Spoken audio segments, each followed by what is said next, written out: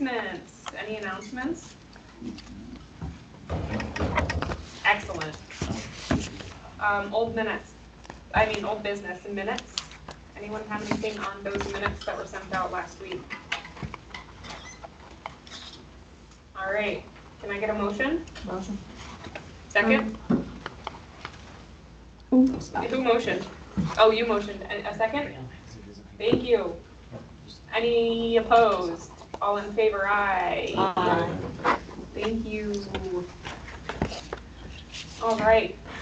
We'll skip the presentation for now. We will come back. New business. We have the resolution to authorize video conferencing for public meetings.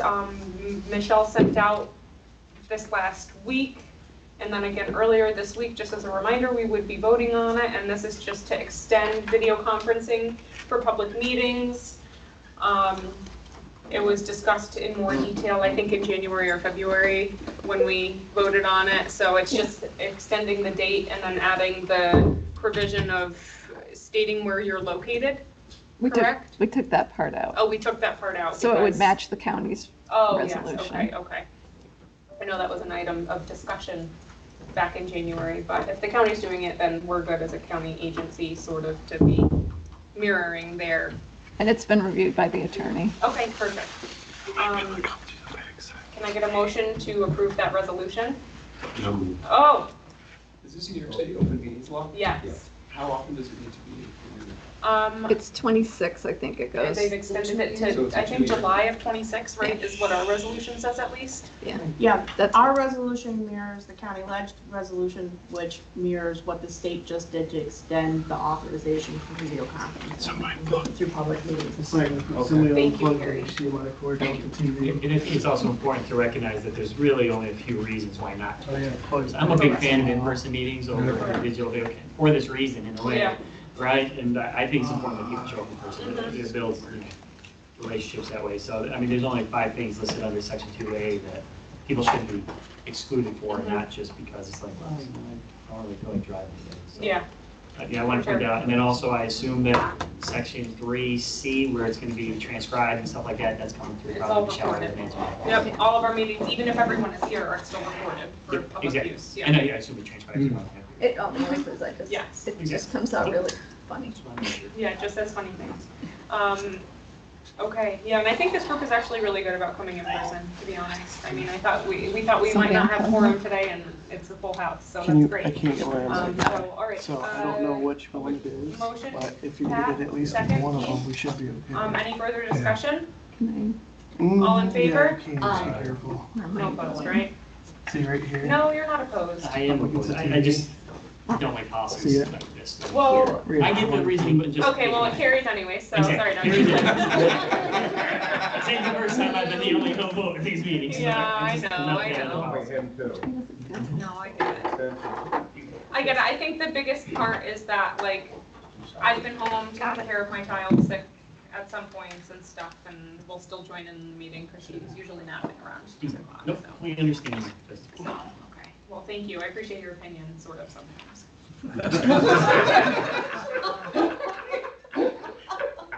All right, next item on the agenda. Letter of support for the Cayuga County Strategic Plan Grant Application. Carrie or Michelle, would you like to give a little bit of information to the group, please? So this will be kind of part of my report a little bit early. So county planning, officially the county, but the county planning department is looking to submit 2 CFA grant applications this year for work to start next year. The main one on the county-wide strategic plan. The last time the county did any kind of master plan, comprehensive plan, strategic plan, whatever you want to call it, was 1969. Did I unplug it? There we go. Yeah, you're good. But it's been a minute. It's been a while. Just in case. Okay. It's definitely beyond time for us to take a county-wide approach of what is best for the county and moving the county as a whole forward. And so, as is customary, we're looking for letters of support from all of our partner agencies and folks that we'll be working with as we develop a plan. WQMA and a lot of other folks that are here will be getting those requests. So, anyone have any questions before I take a motion? And we'll send out the letter of support to the agent, to everyone here before it gets signed, and make sure that there's no changes that anyone want to have made. All right, I'll entertain a motion. Thanks, Ed. Second. Thanks, Dan. Sorry, Ann. Any further discussion? I just have a quick question. The local advisory committee, is that going to be like this one, or is it going to vary depending upon what your, what the goals are going to be? Yeah, no, so we'll be putting together an advisory committee for the grant. It's going through Department of State, so that's a requirement. Roughly a dozen to a dozen and a half people, because that's a manageable size. It won't be WQMA. It'll be representatives from a whole host of county agencies and other stakeholders and the municipalities, et cetera, across the county. In addition, we have 4 public meetings throughout the 3-year process. Each time we have one, we're going to do that meeting 3 times. North, central, south part of the county, so that we're getting broad information.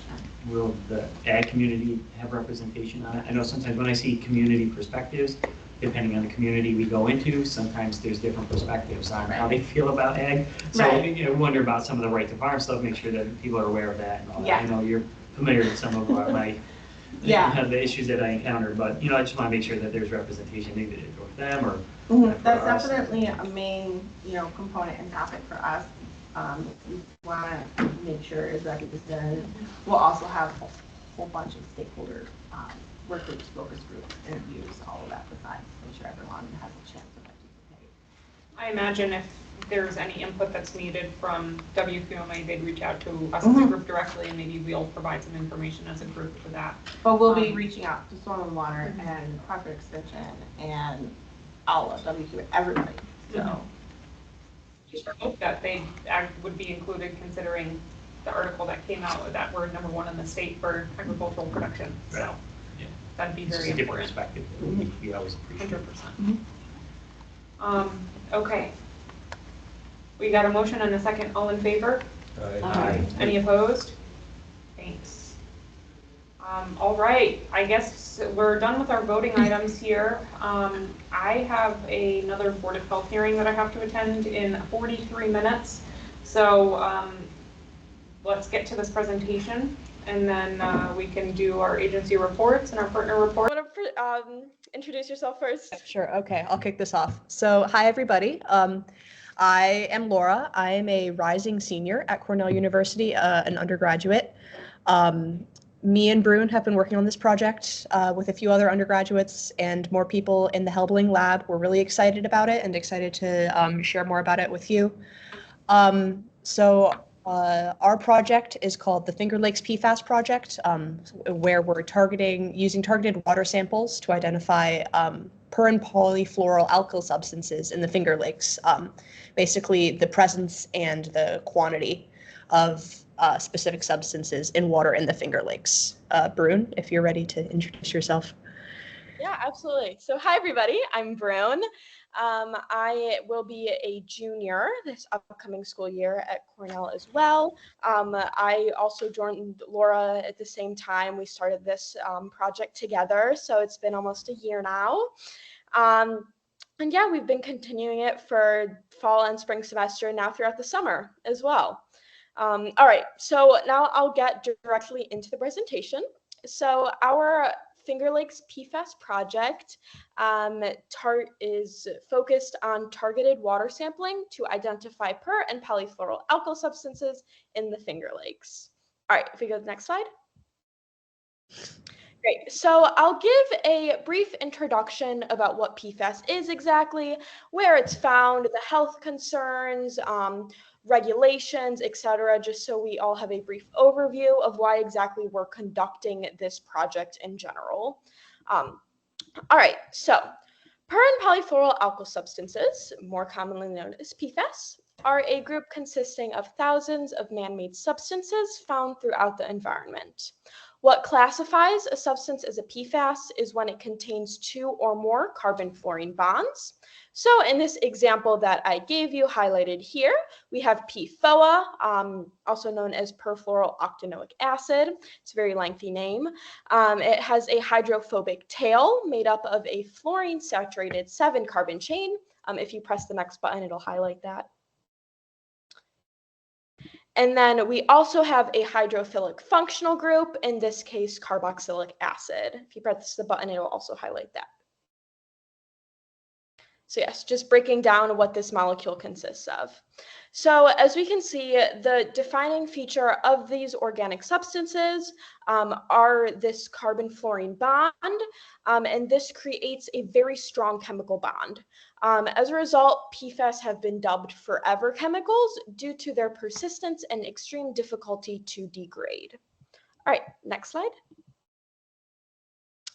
So I'll now talk a little bit about the sources of where you can find PFAS. So due to their thermal and chemical stability, PFAS are highly sought after in industrial production. They're extremely ubiquitous and can be found in a variety of household and industrial products.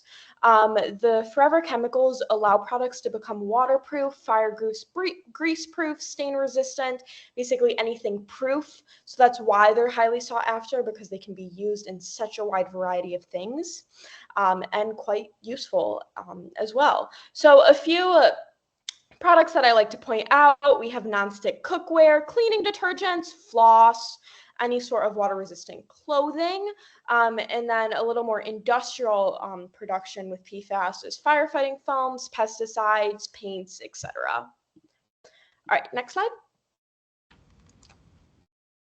So here's a little infographic of how exactly PFAS is, where exactly it's found, and how it's transported throughout the environment.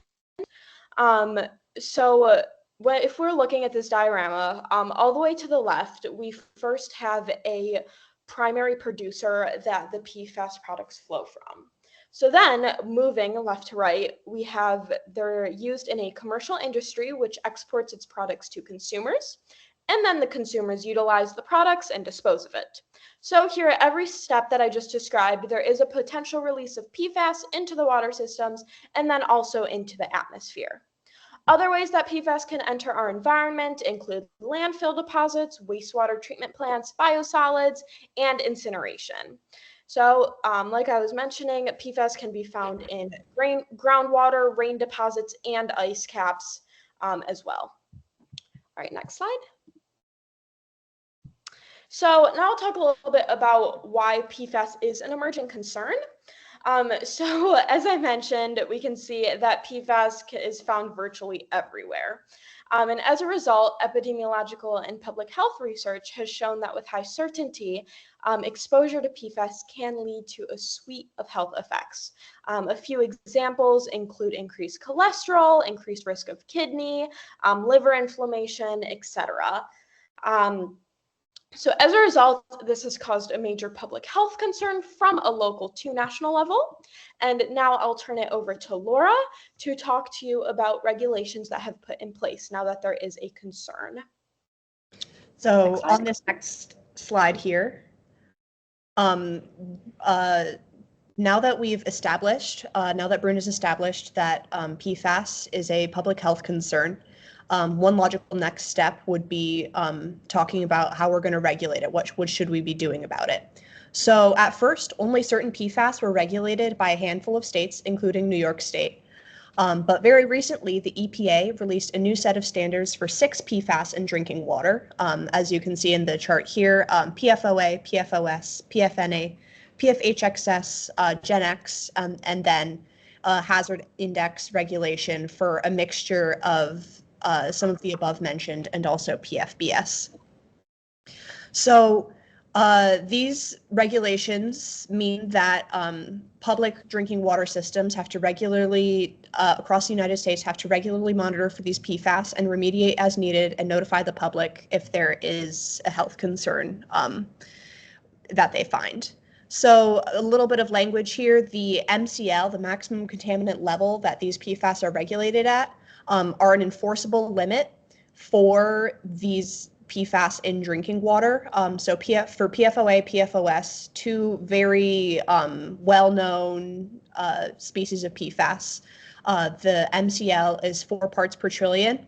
And then PFNA, PFHXS, and GenX chemicals, it's at 10 parts per trillion. And then the mixture is regulated as at a hazard index, which is essentially where you take the species of chemical that you're looking at and you divide it by the concentration you find by a characteristic concentration set by research and known health effects, and then you sum all of these ratios, and that sum for these 4 species of PFAS cannot exceed 1 in these new regulations. So on this next slide here,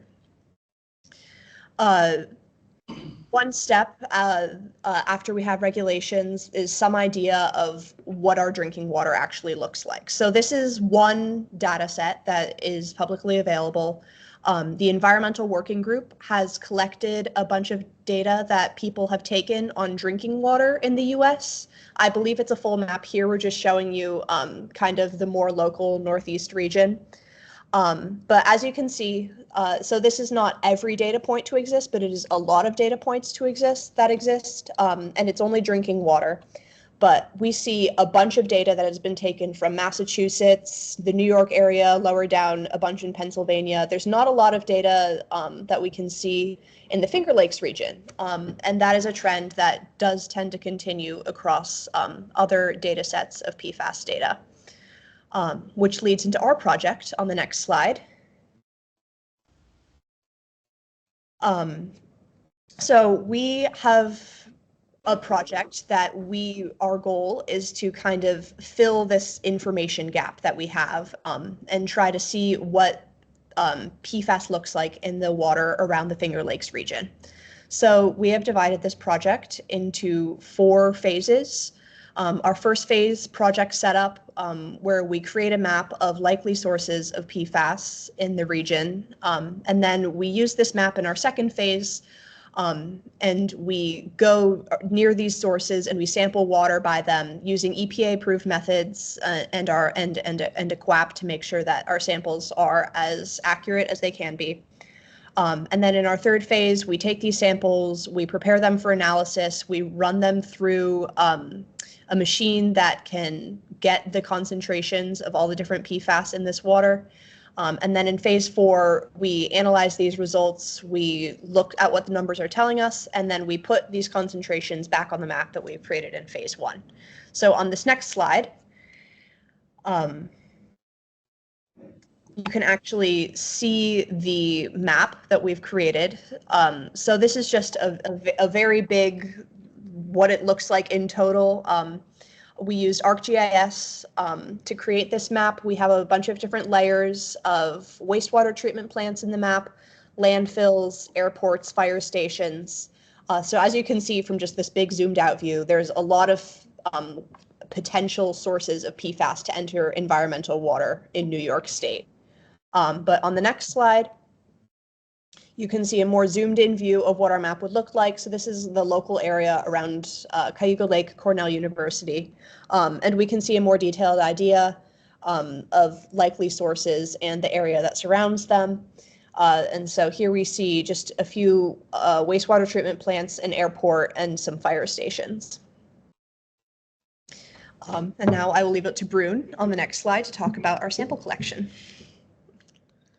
All right, great. So now on to phase 2.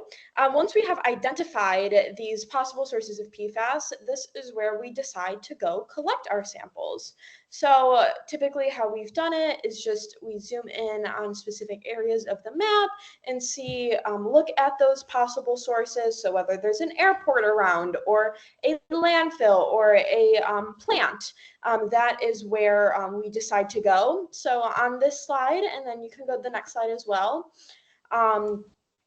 that is, you can see just photos of my team and I both collecting samples around wastewater treatment plants, and then we've ventured out Cortland in these photos here, and then of course around the 11 other Finger Lakes as well. Okay, if we look at the next slide, that This is more of a visual representation, so that the smiley faces represent non-official places where we have ventured to at the moment. This is just a few to get a visual representation where you can see there is that triangle, for example, of a potential source, and then the smiley faces where we'll go take a sample specifically. So we try to get as close as possible and find any sort of water sources around that area as well. All right, if we go to the next slide.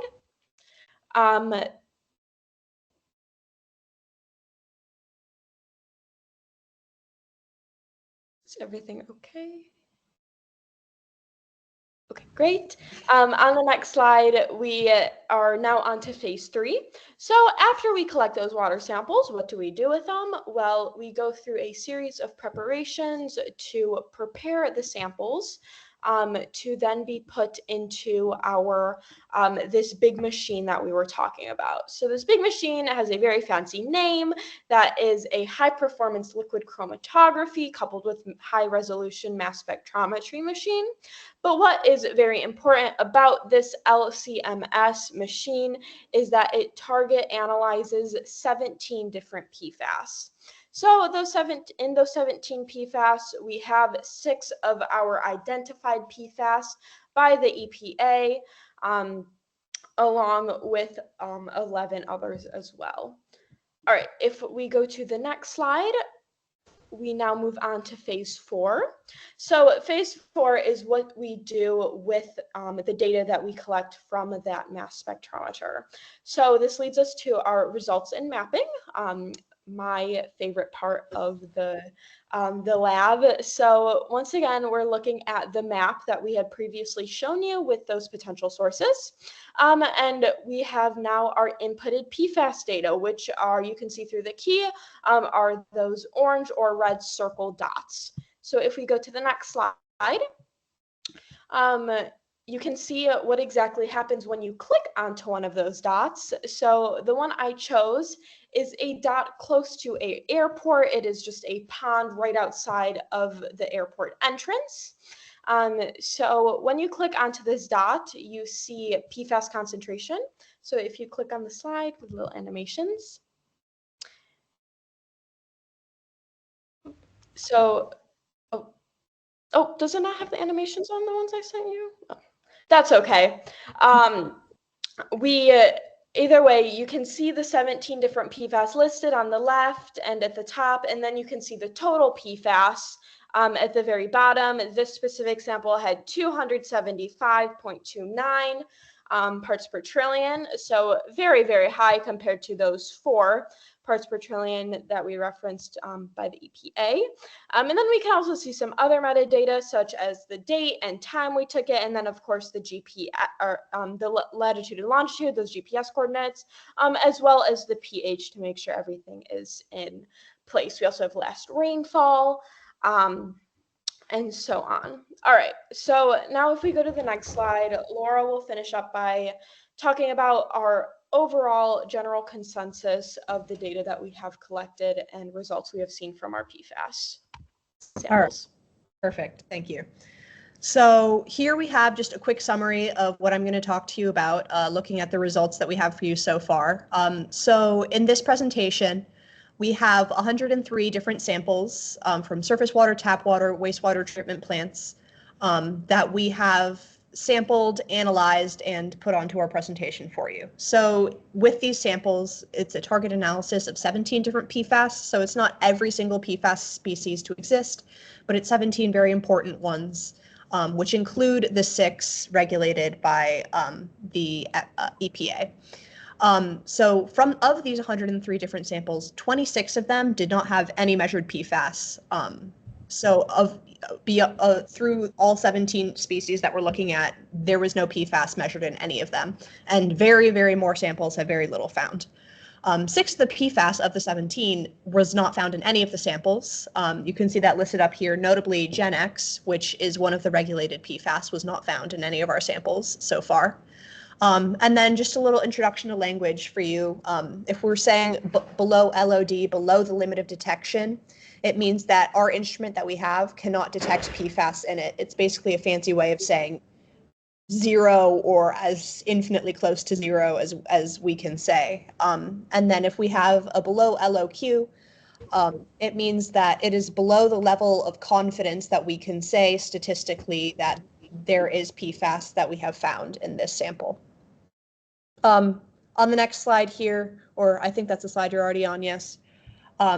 We have just a little graph of a summary of the frequency of PFAS found in our samples. So as you can see on the very left, with below the LOD and below the LOQ, the vast majority of our samples, we did not find much, if any at all, PFAS in any of the samples. And this chart is just showing you the amount found for our 6 PFAS regulated by the EPA, and then 2 others that were found, some interesting results in a few samples that we will talk about in a second. So as we can see, our sampling is predominantly dominated by very, very low amounts of PFAS in the water. Mostly below LOD, below LOQ. There's a few below 4 parts per trillion, which is the strictest MCL that we have set for PFOA, PFOS. A few below 10, which is what we have for the others, and then very, very few samples getting up to 100 or even above 100 parts per trillion. So taking a closer look on the next slide of where PFAS is present in our samples, if we want to go to the next slide in the presentation. So basically the big idea here is that we are showing you in this box and whiskers chart only samples where PFAS is actually present. So this is completely disregarding the below LOD and the below LOQ samples here. Again, looking at those 8 PFAS that we had in the previous chart, where PFAS is present in these samples, it is found in very, very low concentrations, almost entirely below 33 parts per trillion, a few outliers in PFHXA and PFPEA, but overall very, very low numbers. If we go to the next slide, we can see what this chart would look like eliminating those few outliers. We have a better idea of, at the lower level, what our concentrations are in this data set. And as we can see, a lot of these concentrations are at or below 10 parts per trillion, a few getting more up, getting a little higher up there, but overall, largely where PFAS is present in our water samples so far, it is found in very, very low concentrations. However, on the next slide, you can see us looking at what happens with these outliers. So this is a chart showing you the composition of our samples. So the 2 samples on the very left of the chart are 2 samples that we picked up from the airport. The first on the far left, the highest concentrations that we see there. That was our first sample that we actually picked up from the airport. Bruin went and found it, and we measured it. I remember sitting in lab meeting, and Damien was like, "Oh my God, this is so different from everything else that we found." And then we went back to the airport, we got that second sample that you can see there and a few others. So this is basically just showing you the composition of the samples that do have a lot of PFAS in there. Here it's really, really dominated by PFPEA and PFHXA, with some other in there, some other PFHPA, and others like that. But you can see the contrast is really big when you compare these 2 airport samples to like our characteristic other surface water samples. This one was collected from a pond on the second from right, and then tap water samples. The difference is night and day between the amount of PFAS that you can see in these types of samples. So on the next slide here, we're just going to really just quickly talk about some limitations that we have of what we've been doing so far. So the first really big one is that all of the samples that we're getting are grab samples. So all of the information that we have is really from one moment in time, which can be a pretty big deal when we're getting it, for example, from running water in a river, or if there's been some big weather event. There are definitely some factors that can impact our samples. Another really big limitation would be like availability of water. So we use the map that we've created of potential sources to inform our sampling, but often we have a potential source and we don't have water that we can sample near it. So we have to go to the closest available water that we have. And then another really big limitation that we have would be the accessibility of locations. So two really interesting places to sample would be, for example, by airports or wastewater treatment plants.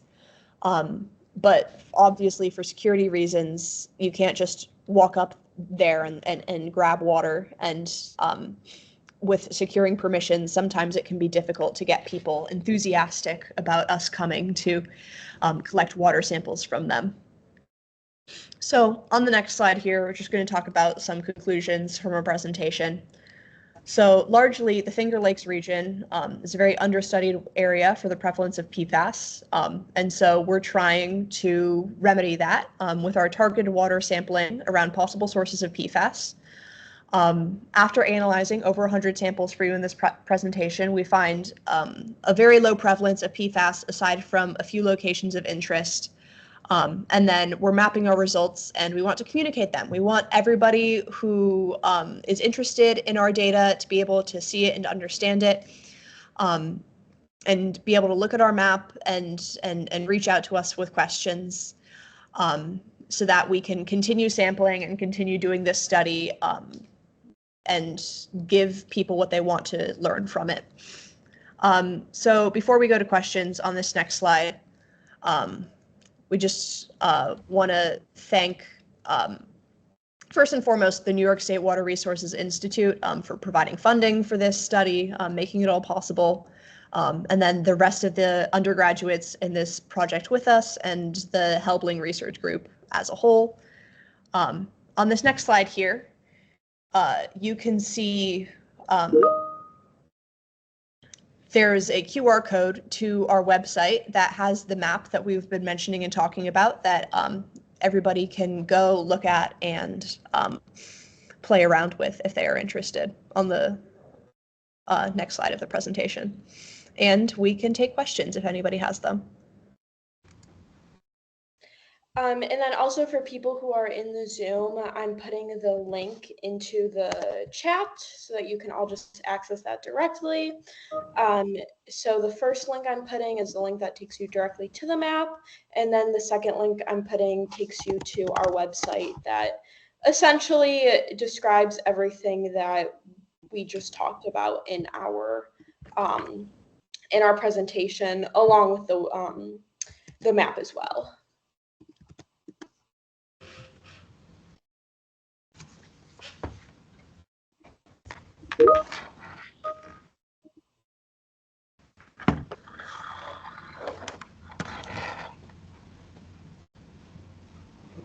Question? Yeah. I have a question for you. So I'm curious, you mentioned that you had worked through the quality assurance project plan. I'm Yes. curious whether or not these data will be added to a statewide database or a federal database.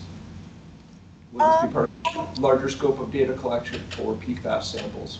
Yeah, that's an interesting question. And that's something that's like entered my thoughts, I guess, when I'm looking at other databases. I'm like, how would really be like, if there are people who want to use this data, how can we get that to them? But that's so far not something that we've really started on, but it is definitely a possibility as we move it.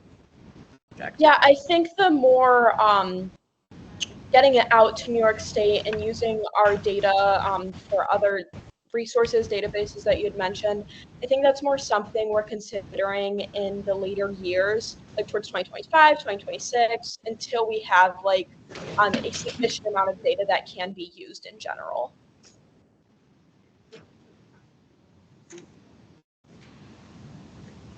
Any other questions? Thank you. Yeah. Yeah, a question on the airport samples. Can you kind of explain where those two that are shown on the graph are from? Yeah. Just... So, yeah, that first sample, the one that had more PFAS in it, Brune collected that from a pond, a permanent pond, like it's always there. By the airport, she went in and she scooped that sample. The second one that we had, actually 2 other undergrads that we work with collected it from like a puddle of ice melt on the side of the road by the airport. So, like non-permanent water. The Ithaca Airport, yeah. Yeah. And then we also, during the summer, we have more time, more accessibility. Those samples are not currently on the map. However, we are venturing out to around Syracuse, up towards Rochester, so that even Buffalo. So that'll be more data that we'll receive in the next few months.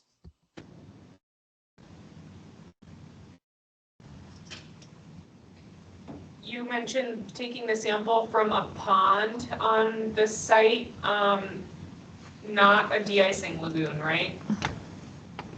No. Okay.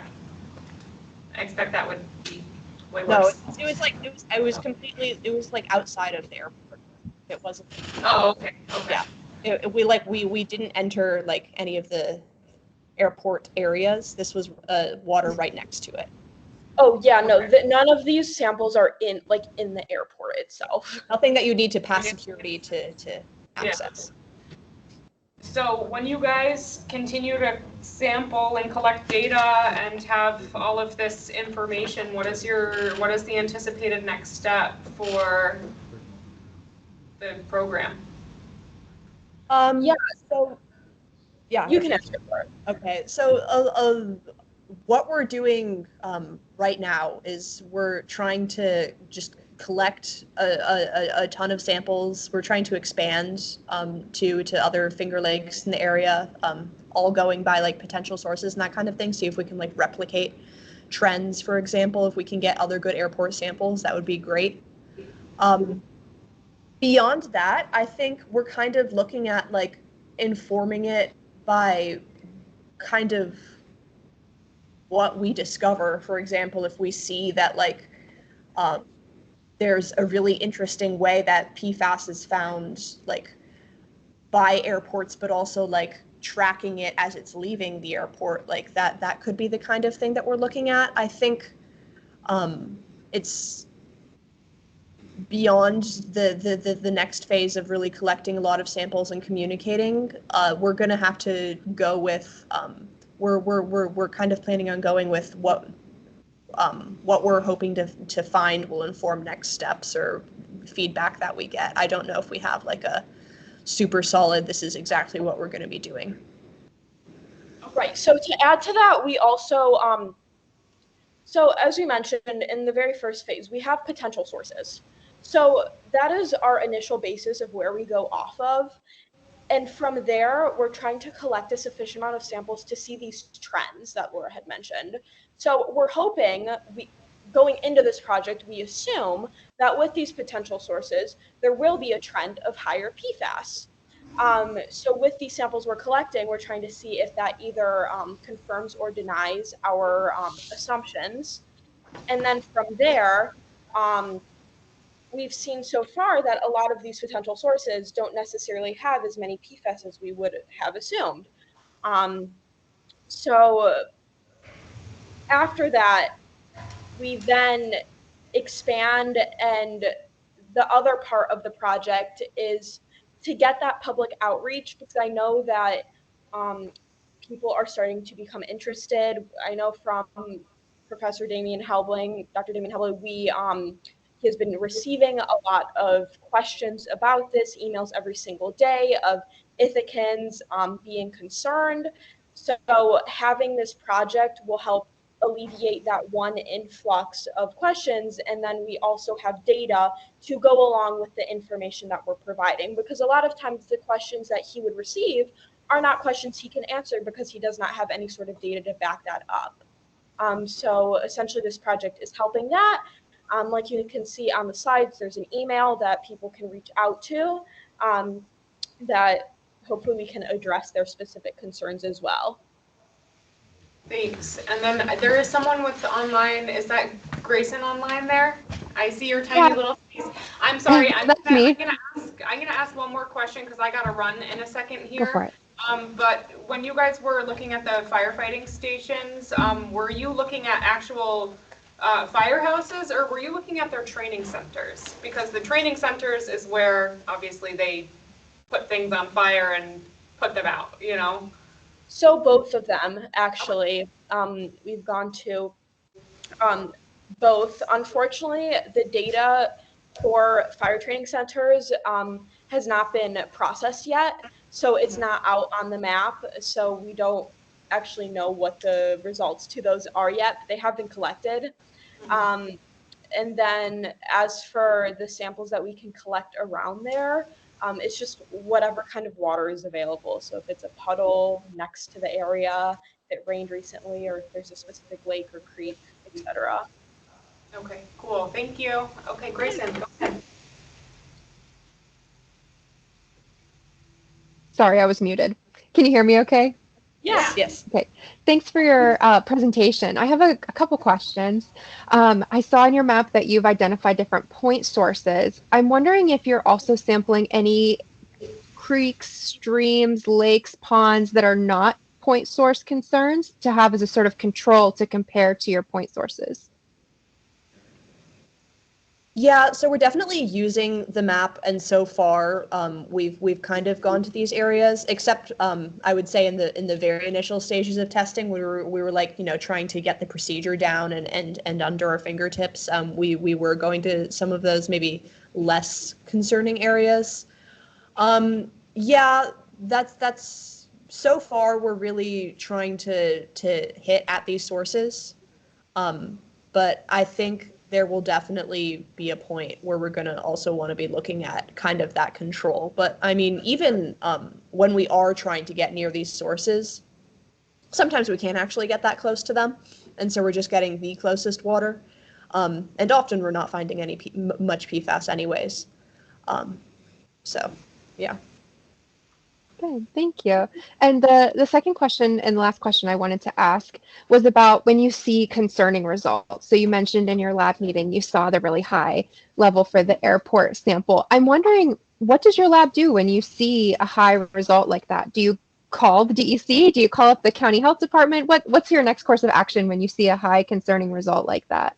Yeah, so one thing that I usually remember to say in this presentation that I'm giving it that I realized I forgot is that so all of these standards that they have for PFAS in the water is actually for drinking water, and we are really not sampling a lot of drinking water.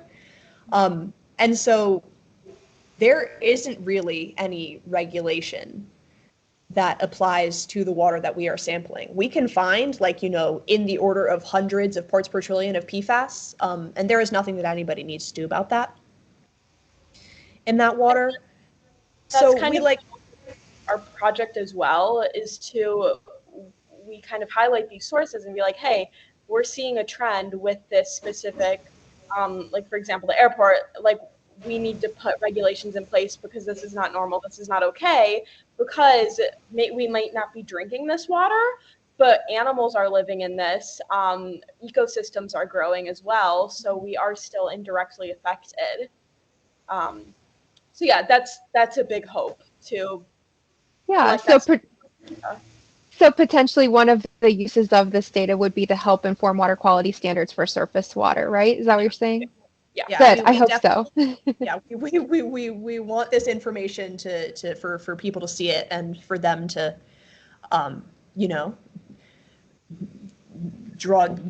have an opinion about it, get excited, get whatever, however they feel about it. That would definitely be a big goal of this project. We don't make the rules though, so yep. We want to give everybody all the information that they need to draw their conclusions. Great, thank you. If there are any other questions? I just have a quick comment. So there are a couple of related proposed bills that a couple of our New York State officials have brought to the attention of their fellow legislators. One is the PFAS Discharge Disclosure Act, which would require those proposing to discharge pollutants into New York's waterways disclose whether their existing or proposed discharges contain PFAS. So that may require dischargers to then study and examine whether or not they have PFAS in their effluent. The other one is the New York State Open Water Data Act, which would enable better water governance statewide by asking water-related agencies to come together to create a common set of water quality standards for the state. So we have water quality standards, but they're looking to sort of grow that and enable better governance statewide. So a couple of proposed bills that are out there, and we'll see where they go. Would you be able to repeat what that second bill is called? The New York State Open Water Data Act. That's Senate 239E and Assembly 3299A. Thank you. I mean, that's really exciting. Definitely something that is very related to our project. And you're right, when I'm looking these up, they seem very, very new. Last month, roughly. Yeah, that's very cool. It might, a little cynically in my mind, it might make us harder to get, it might make it harder for us to get samples if people are like, oh, now there's a law around results that they might be getting. But that would be very exciting to see something like that.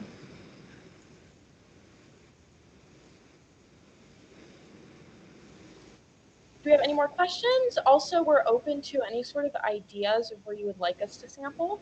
Yeah. And there's also the email that we had in the presentation, flxbfas@cornell.edu, if you come up with something later and want to reach out.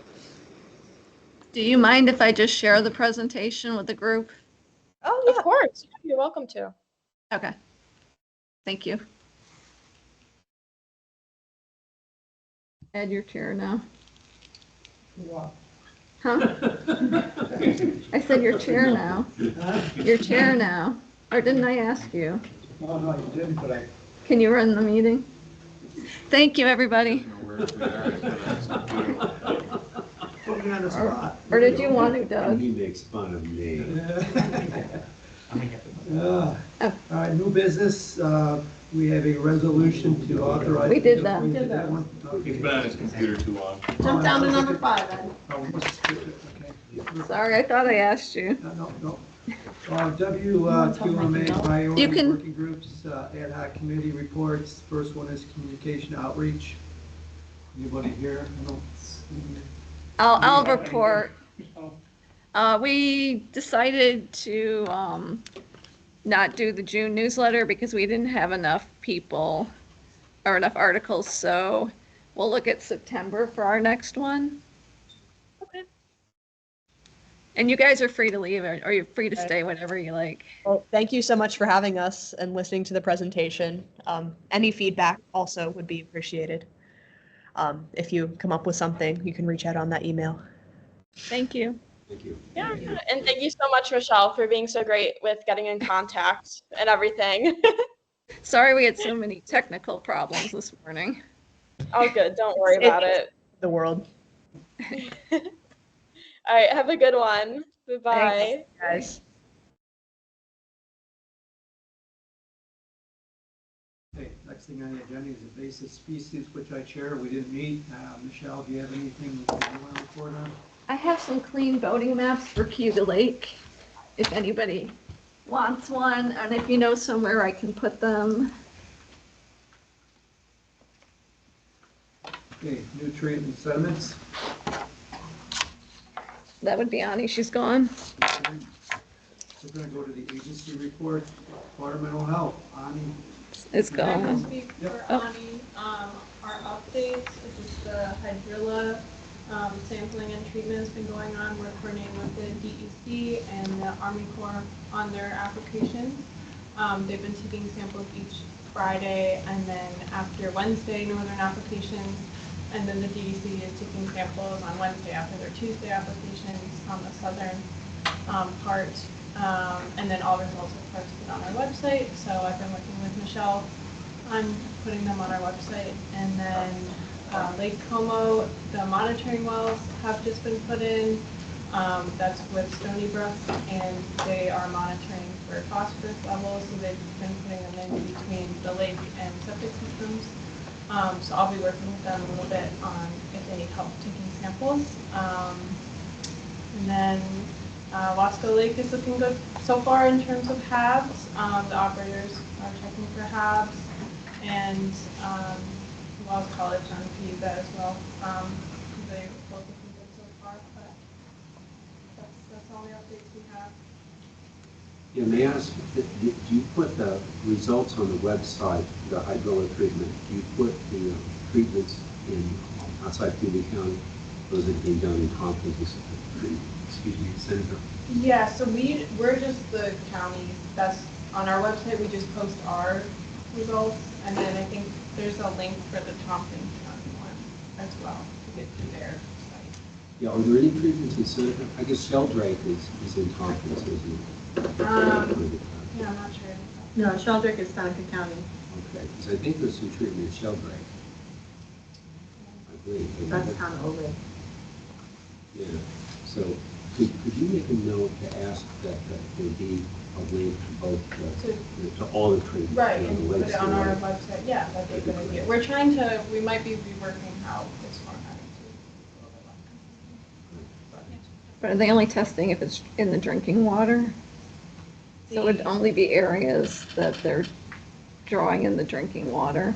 Yeah.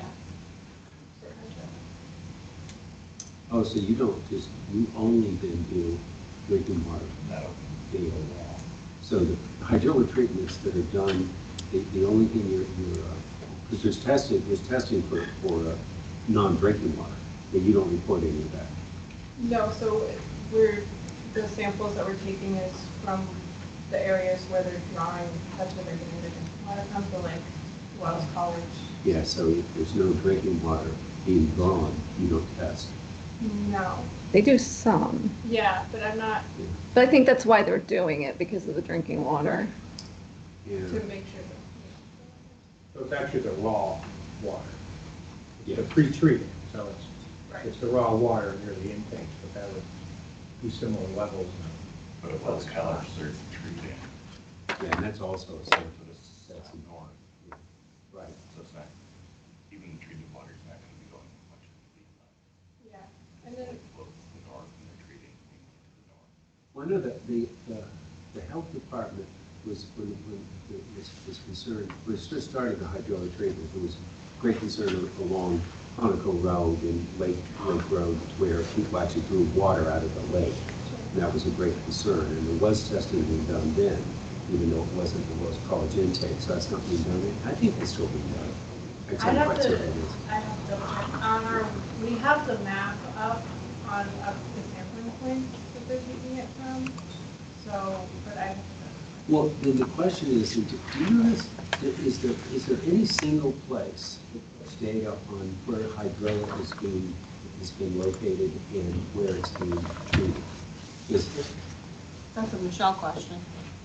Michelle? Sorry, what? I was trying to get it up I online. should know this, and I don't. I was trying to get the data up. Go ahead. Is there a single source that has information on where hydraulic has been identified and where it's being treated? I think it's all over the place. Yeah, I think Army Corps, they provided, and that's also, we put all the links of like their report, and then like going off of what they found last year, and just all the years that they've been doing it, so I think that would be in there, but again, I don't know. Because the Army Corps is doing some treatment, DC is doing some treatment, the PRISM is doing like sampling at like King Ferry. Right, yeah.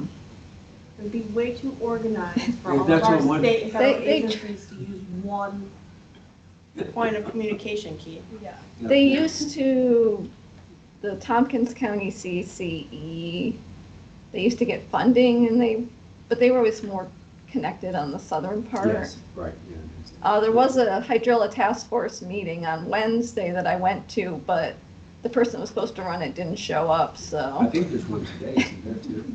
Isn't there a task force meeting today? I was just invited to the one yesterday, but I'll see what I can find out and actually report back even though I'm probably the only person interested, but I'll get the report anyway. And then y'all can go, no, seriously, Keith, we're interested. You know, kind of pretend. Okay, so they have, I'm sorry? It should theoretically all be in IMAP basis. All of the organizations are supposed to put in IMAP basis where they find it and where treatments are being conducted. And whose side is that? Like who runs IMAP basis? The Natural Heritage Program. okay, so on the county's website, it has drinking water, bathing beach, and a drinking water sample at Mackenzie Childs. And then further down, they have some locations in the lake, in the treatment areas. Well, I'll pursue that. And take 15 more time. I'll make this look like asking you guys. So. Any other questions? Hearing none, we'll move on to Parks and Rec. He couldn't make it. Huh? He couldn't make it. Yep, no representation from them. Planning Department. Okay, so not too much, but I am pleased to announce that my team is full. Anybody get that reference? Thank you. So we have a new planner starting on the 22nd, and we finally have our senior GIS analyst position filled. He'll be starting in August. So that is very good. As you guys know, we're all still kind of working remotely for the time being, hoping to have a satellite office set up shortly. So we'll have Michele filter that to you guys so you know where to find us once we finally have a home. As I mentioned before, we're doing 2 CFAs. The strategic plan, we're also doing a county-wide BOA, Brownfield Opportunity Assessment, trying to do a level 1 inventory and assessment for everything in the county except the city of Auburn. So all of those potentially contaminated sites, vacant, underutilized, non-residential sites that are sitting where there's suspected contamination or no contamination, so we can finally get that assessment done and start to get those properties cleaned up if they need cleanup, and then renovated and reused, marketed out to developers, local and regional. So that's the other big countywide initiative we're looking to take on next year. Why not the city? The city has already done a BOA. And the reason behind that is for the program, there's a certain level of total acreage that you have to hit to be eligible, which is why mostly it's just cities that apply to do those. But the city's already done their assessment citywide, so we're not going to reduplicate that. But Michelle's also been working on getting the local work plan in for next year. I'll let her talk a little bit more about it, but we're excited we're going to have a little bit more money and start to expand some of the programming initiatives beyond what we've done in the past with those additional funds. Take it away, Michele. Okay, so our FLOPO program's pretty much the same, except we've expanded, doing some more agricultural BMPs, stream bank BMPs, the harvesting program, the OWL tributary sampling program, septic system inspections, the gauge station in Owasco Inlet, the CSLAP programs for Owasco, Lake Como, and Duck Lake, and the CD3 boat cleaning station, Emerson Park. We're also going to see if we can help move along water chestnut control up at 9 Mile Creek and some other areas that are really clogged bad up in the northern end of the county with the additional funds starting next year.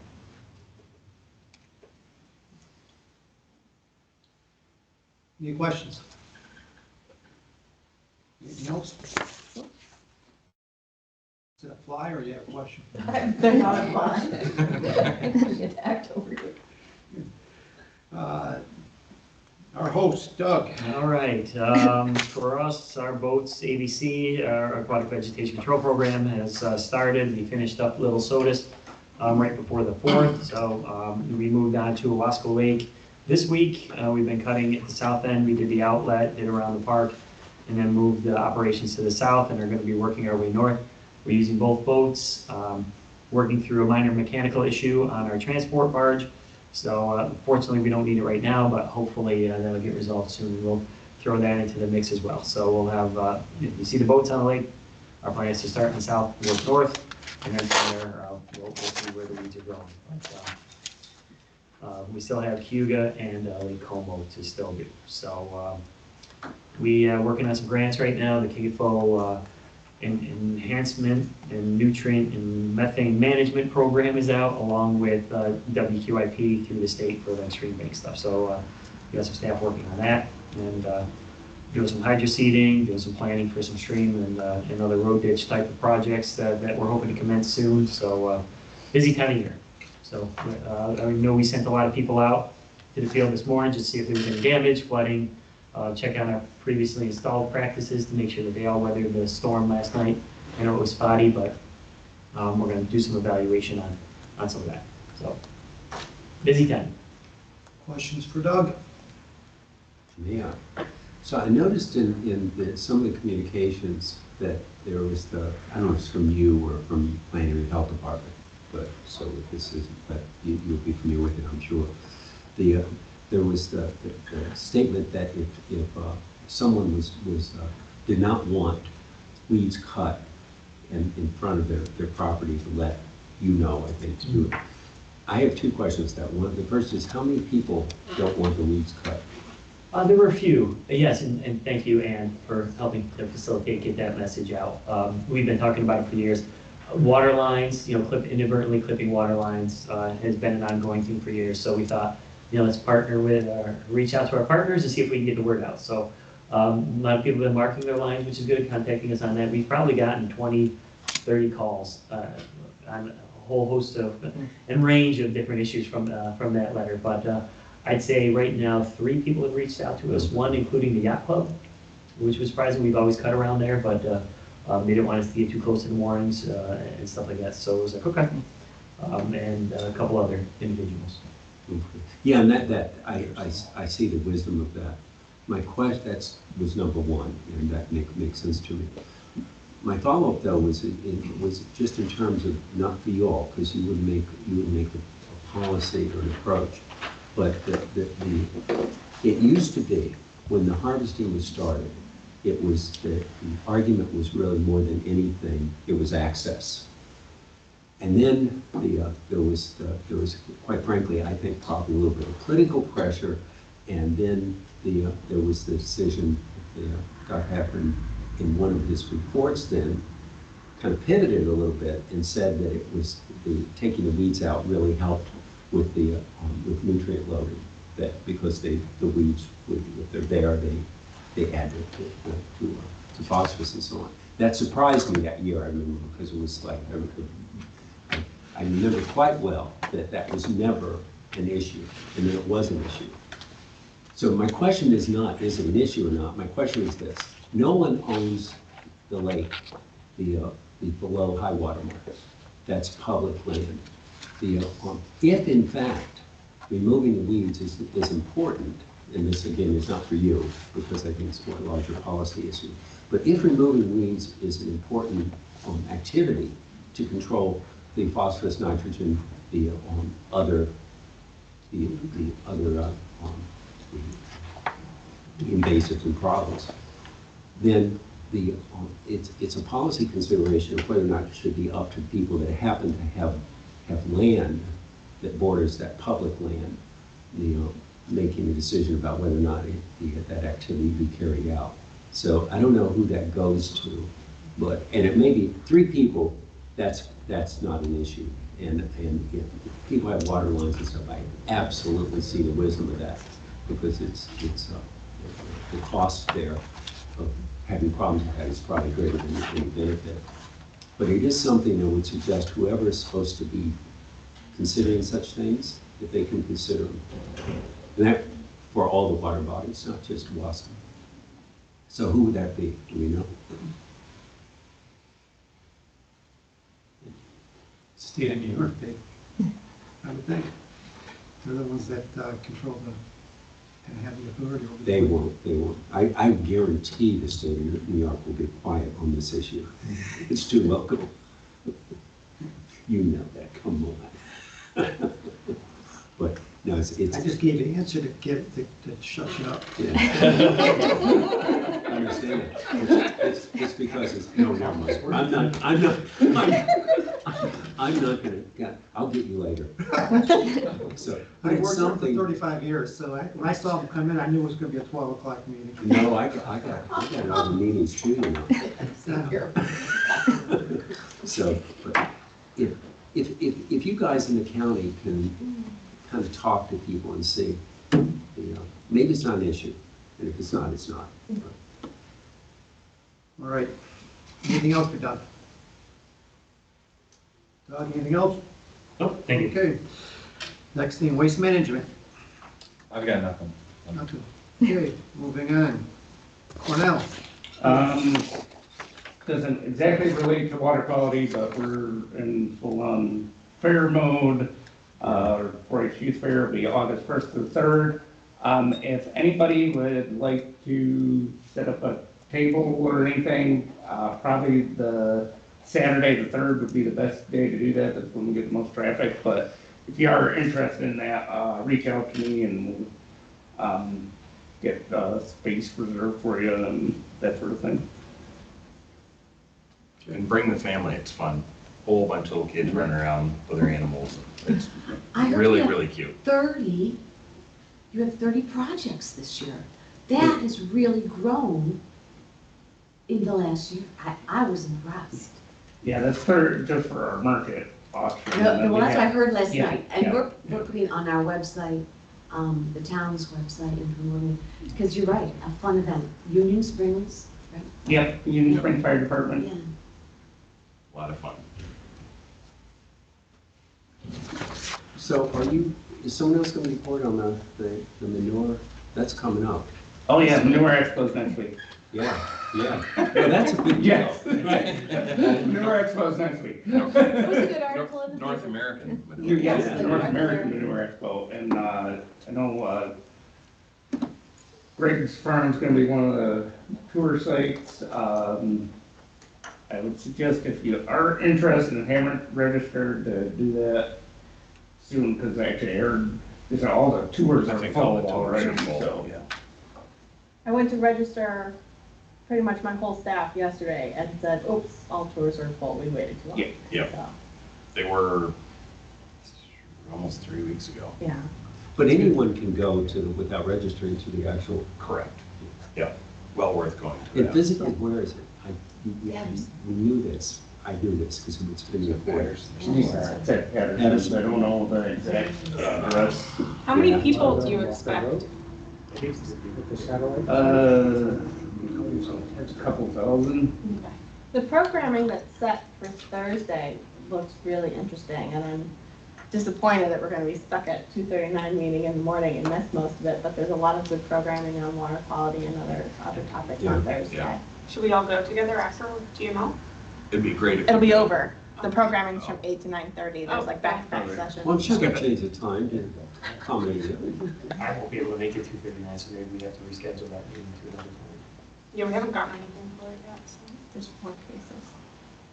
I think I got 2. Okay. There we go. Get them done. I don't care. You guys are what having do, like just get 'em food done. trucks and stuff, right? There's gonna be food trucks there and things? Mhm. I'm gonna go and inspect them. As Oh, the okay. county health department. You're gonna sample them up.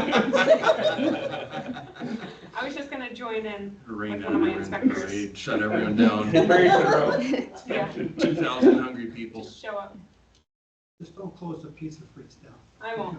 I have no idea what I'm looking at when I go into a restaurant or a mobile truck or whatever. Just Your give me thermometer. Just give me samples and tests and you can pass them. Yeah, and then okay. if you I'll let stay you, alive, I'll let you get your pizza free first. Yeah. Okay, anything else? Connie can take back over Ed for you. Where are we at? City of Walton. We're on Ed, All right. Town of Town of Wasco. Wasco. The only thing that we're we had a meeting this morning with the sewer, water upgrades on the avenues. And, we got the EPA officer being appointed for funding for environmental review. Then we'll be, hopefully by the end of this week, we'll be able to send it to the DOH and DOT for their review. And then we hope to have final designs, once we get the reports back from both those agencies, we hope to submit out in October, November for bidding and hope to award it this winter where we could start construction in the spring.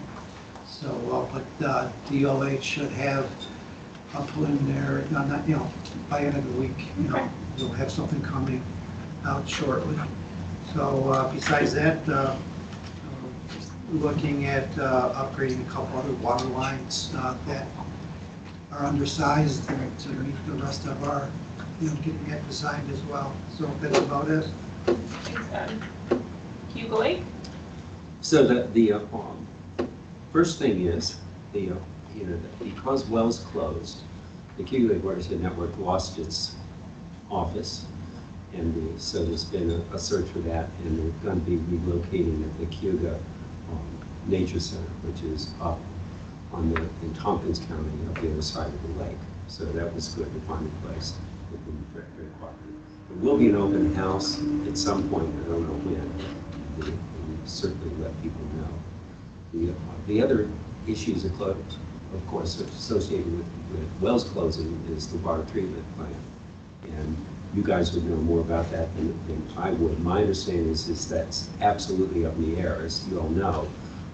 I think anyway, Wells College operated that treatment plant for the village, for the ends of Aurora, importantly, and there's talk about, expanding it. There has been talk about expanding it for years and years and years, to go down Lake Road and Honaco Road and so on.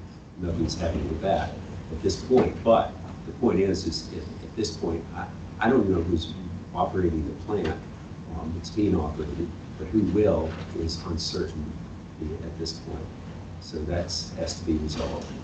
And then associated with that as well, not specific with wells closing, but as you all know, the Water and Sewer Authority has taken their larger strategic plan and broken it up. And their current focus is on attempting to get funds to run a sewer line down Honaco Road and Lake Road.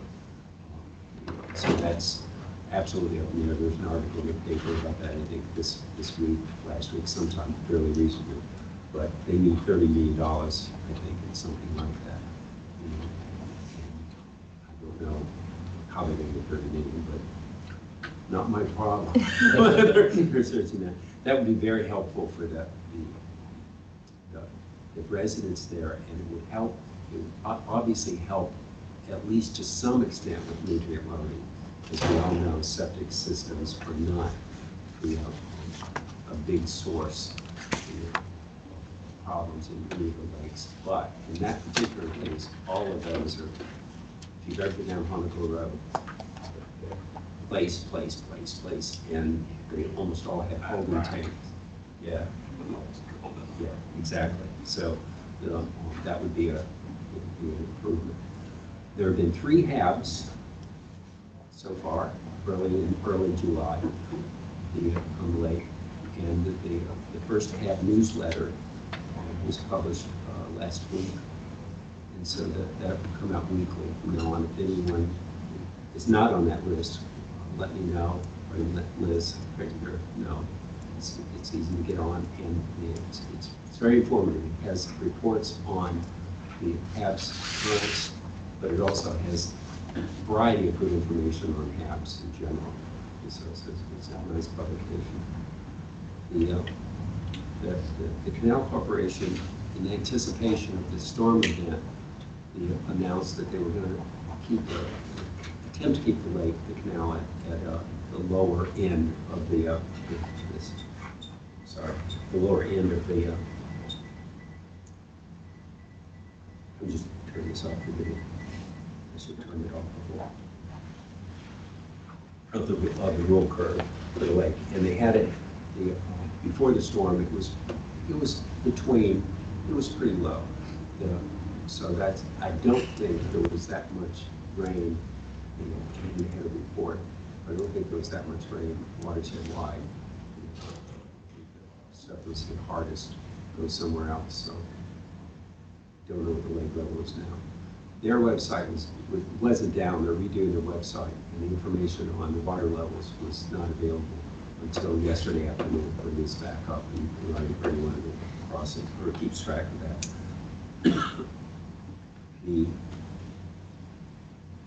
And I guess that's what I have. I know Grayson, well, I'm not sure if Liz is online. I know Roxy wouldn't be able to. I don't know if anyone from the... Aaron's the only one on. Is Grayson still here? Aaron's the only one. Okay. Aaron McCann. So, do you have anything to add? He wouldn't be for Cayuga. No, I don't, I'm sorry. Okay. Great. So that's what I got. Thanks, Keith. So I can, on the Wells Water, I know that the mayor and village trustees have been meeting regularly with people from the governor's office, AG's office, DEC, and various other agencies. The intent is for the village to take over actual ownership, operations, and maintenance, and then do upgrades to that water treatment plant. The timing, I don't know, but they've been meeting, discussing it regularly. Yeah, I assume you guys would have a significant role in that. Who's you guys? The environmental Me? health. You. I mean, it's currently being operated by the same operator that has been operating it for 40 years, Yes. probably. But if it requires, and that's one of those money questions, I wouldn't have asked that in this meeting, but since it's come up. Thanks, Gary. It will be a new operator, so I assume they have to have a new. Oh yeah, there's multiple people that are licensed to operate that plant specifically. But those are individuals, isn't Wells College right now licensed to operate the plant with licensed operators? It's based on an individual basis, actually. Oh, it so is? individuals must be, I mean, there's a certain portion of liability that goes on to the owner of a system. But you guys don't review the owner's ability to operate the capacity administrative. I mean, like in this case, we would be, just to make sure that whoever is planning on taking it over is capable of operation and maintenance in terms of having the personnel, but it does come down to individual personnel having what would be in this case, a 2A water operator's license.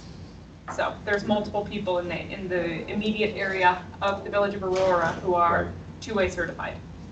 It was my understanding that the operators got their termination notice from Wells College. That is not true. That's not true, okay. There's a lot of rumors going around. Yeah, there sure are. Yeah. So that's why I'm asking. Yeah. They are aware that they may not terminate their operators as long as they are still in ownership of that water plant. So, as a matter of public health. The village does have right of first refusal on the land where the intake and treatment plant is. So they're working on getting acquisition. They just happen to go through all of the legal hoops and things with the state. But various state agencies, DEC, ESD, et cetera, have reached out and said, we have funding, how can we help? That's great. So it's just a matter of timing and paperwork, I think, at this point. Yeah, and it's a complicated situation as well because the building that the water treatment plant is housed in is also the building that the boilers for the whole entire college are housed in. Yeah. So if the village takes over the plant, they'll also own the building and the land where the boilers are. So that could provide complex situations when the college buildings get transferred over to whoever. So, yeah, more to come. Drawbacks in an integrated system. Yes, and for something like this has never happened before in New York State. So, there's no other examples to learn from. What's going to be first? Fortunately. Yeah. Okay. Thank you. Anyone have anything for Cross Lake or Seneca? I don't see Carl. No. But, okay, Duck Lake? Nope. No. Little Citrus Bay? Yeah. Got Lake Como. You always skip Lake Como. Oh my gosh, sorry Pat, go ahead. Well, not a whole lot to report. We're still waiting for Solitude to give us the final report. They did the survey of all the plants, gridded it all out. End of May, 1st of June. I just talked to them this week, and they're putting all the data together, putting a report together. That they can't give you a timeline when that'll be done. Once that's done, then they have to do a part, an application with DEC to get our permit. I'm hoping to get that done this year so we can start our treatment next year. Other than that, everything's pretty quiet up on the lake. Been a very quiet 4th of July for first time in years. In the middle of the week.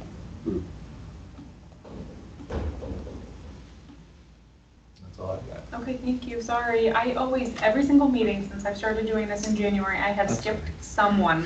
And it is my goal for the next meeting, every single time I leave, to not skip anyone. Little Sodas Bay, I don't think there's anyone here for Little Sodas Bay. No.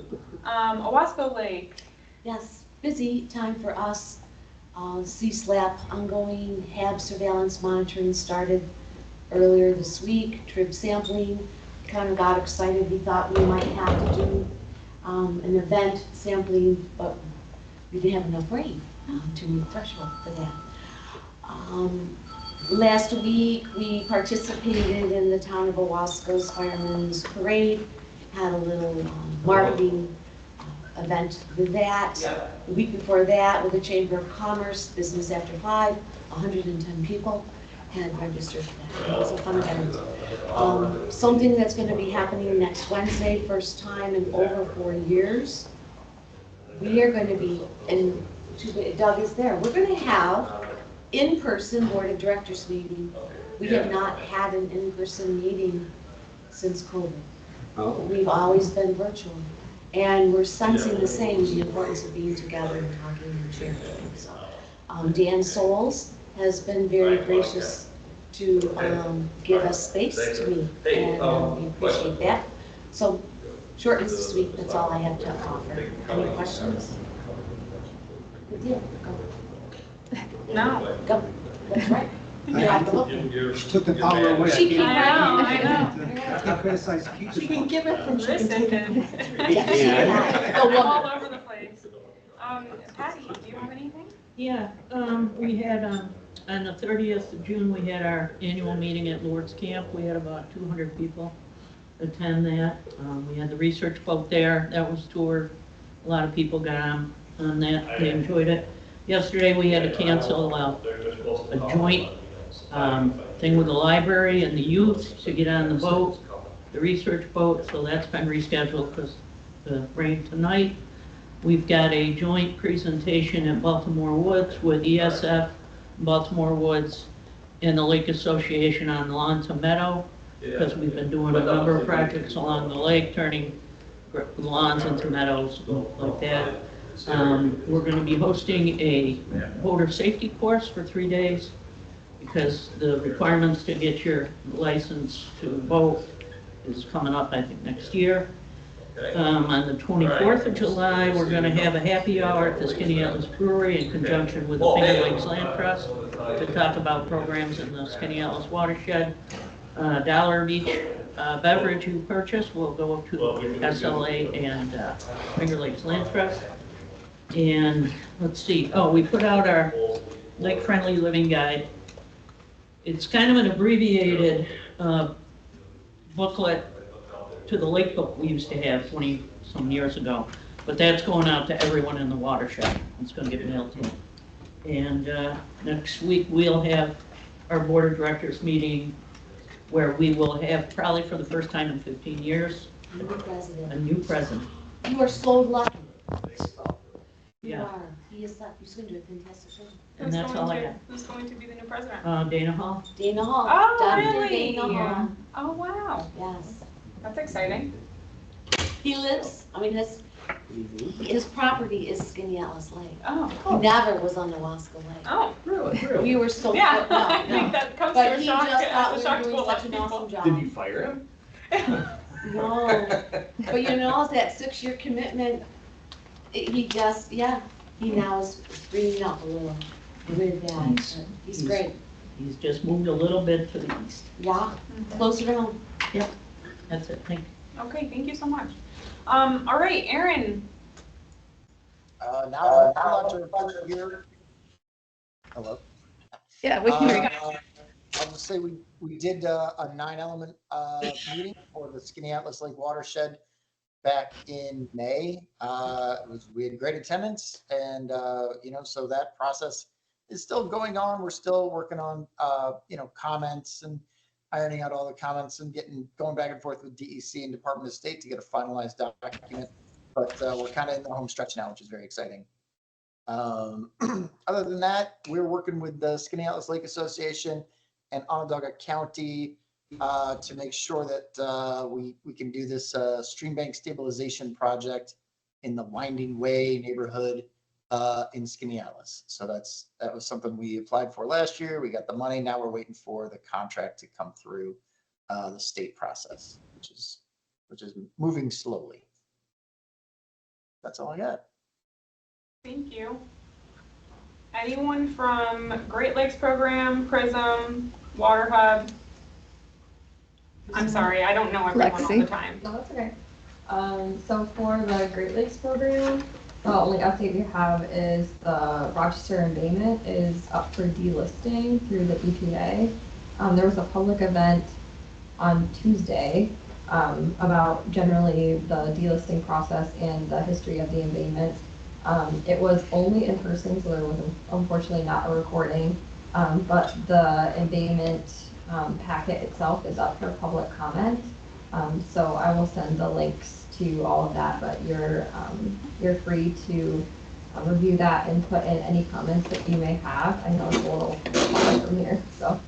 And then for Finger Lakes, if I can just do Finger Lakes. Absolutely. Okay. So we're really excited. The DEC and Ag Markets and Soil and Water Conservation Districts in the Eastern Finger Lakes have announced $1.2 million in funding for the Eastern Finger Lakes Coalition. So this is a coalition that will accelerate watershed protection and restoration measures for improving water quality and combating profile blooms. So this funding will be used to support farmers to invest in best management practices and help water quality in the region.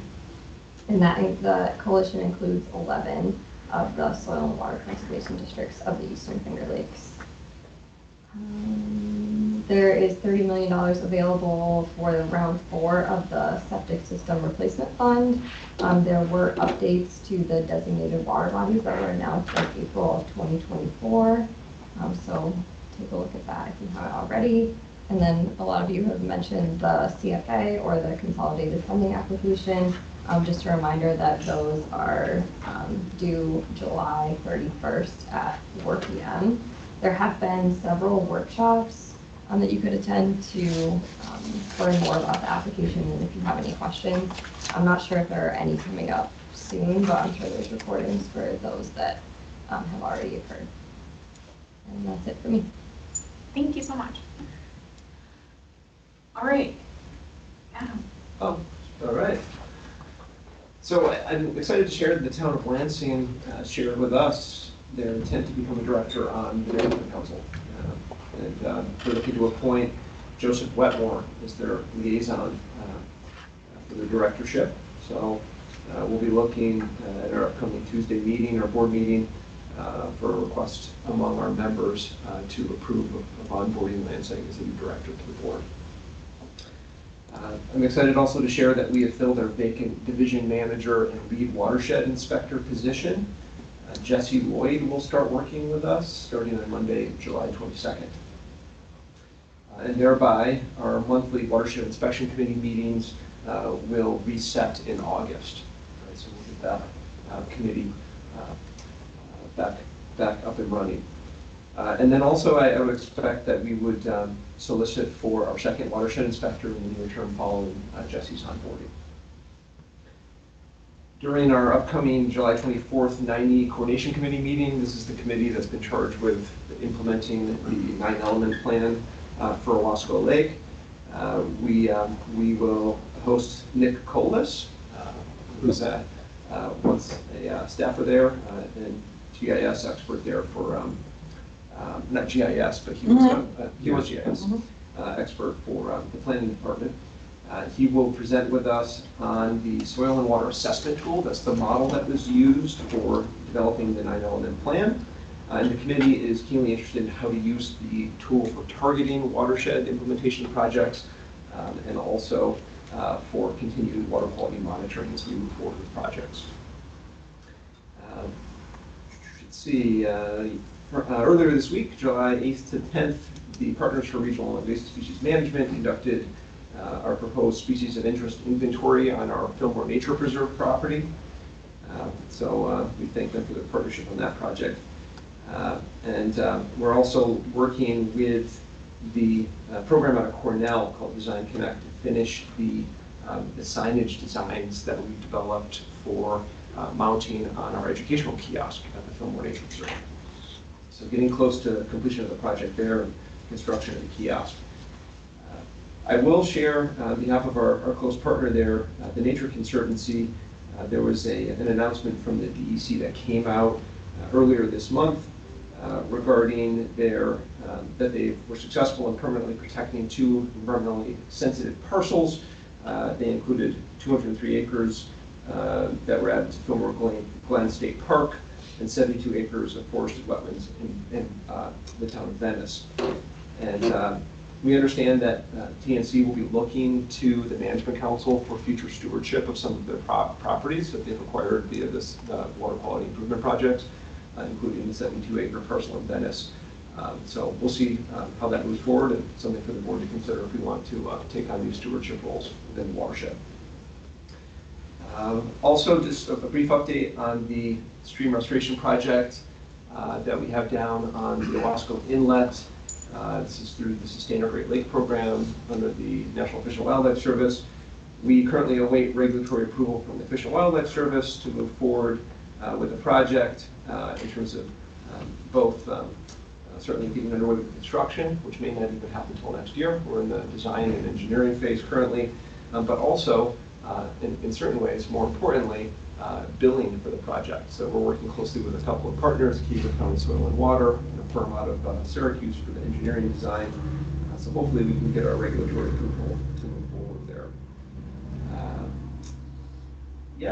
We had a couple of pledges recently for lake-friendly living in the watershed over recent months. So it's exciting to see that residents are still motivated by that program. And all are welcome for our board meeting next Tuesday. It's a public meeting, so thanks. Thanks, Adam. All right, Greg, do you have anything? Yep, well, just restated the Manure Expo next week. If anyone's interested, just go to manureexpo.com. It's kind of a catchy website. And it's located on Walker Road, kind of back behind O'Hara Machinery, just for a general idea. There's directions and everything on the website. It'd be great if everybody here could go, just to see what we do pretty much every day. There'll be a couple tours. One of them's coming to our farm and a couple other local farms. So it's pretty neat what's there, what's available. The level of expertise and professionalism is pretty impressive. And the 4-H show, everyone could come to that as well, just to see the passion that these kids have for their animals. It's the future farmers and leaders coming up through. It's pretty obvious how much care they have for their animals. It's really cute, so that's about it. Thanks, Greg. Nature Conservancy? No. So, okay. Motion? Make it. Second, Keith. Okay. All right. I don't even have to ask if there's any opposed. Just so everybody remembers, there is no meeting in August. Okay. Am I on the